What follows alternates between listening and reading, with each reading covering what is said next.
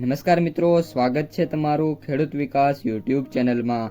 તો મિત્રો, આજના ગુજરાતના તમામ માર્કેટયાર્ડના ડુંગળીના બજાર ભાવ અને ભાવમાં આજે વધારો થયો કે પછી ઘટાડો, તે તમામ માહિતી વિશે આ વિડીયોમાં આપણે જાણીશું। તો વિડીયોને છેલ્લે સુધી જોતા રહેજો અને હજુ સુધી જો તમે ખેડૂત વિકાસ યુટ્યુબ ચેનલને સબસ્ક્રાઈબ ના કરી હોય તો સબસ્ક્રાઈબ કરી લેજો અને સાથે એમાં બાજુમાં આવેલા બેલ આઇકનને પણ દબાવી દેજો, જેથી દરરોજે દરરોજના તાજા બજાર ભાવ અને એને લગતી માહિતી તમને સૌથી પહેલા મળતી રહે।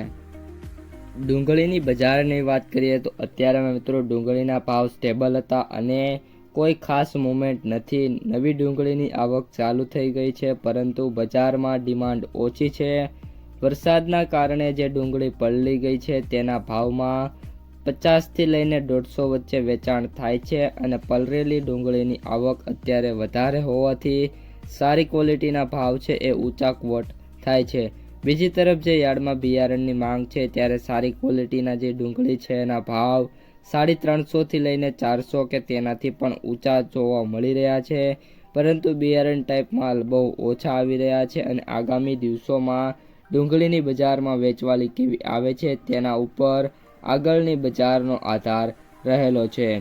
ગોંડલમાં ડુંગળીના 11,700 કટ્ટાની આવક સામે જે ભાવ છે એ લાલમાં 66 રૂપિયાથી લઈને 246 રૂપિયા, રાજકોટમાં ડુંગળીની 4,000 કટ્ટાની આવક સામે જે ભાવ છે એ 60 થી લઈને 215 રૂપિયા, મહુવામાં લાલ ડુંગળીની 9,000 થેલીની આવક સામે ભાવની વાત કરીએ તો 60 રૂપિયાથી લઈને 230 રૂપિયા સુધીના, જ્યારે સફેદમાં 3,500 કટ્ટાની આવક સામે જે ભાવ છે 115 થી લઈને 300 રૂપિયા સુધીના જોવા મળી રહ્યા હતા। નાસિકમાં ઉનહાલ કાંદાની વાત કરીએ તો 10,000 ક્વિન્ટલની આવક જોવા મળી હતી અને ભાવ છે 300 થી લઈને 1,660 રૂપિયા હતા અને એવરેજ ભાવ 1,400 રૂપિયા મિત્રો ક્વોટ થતા જોવા મળી રહ્યા છે।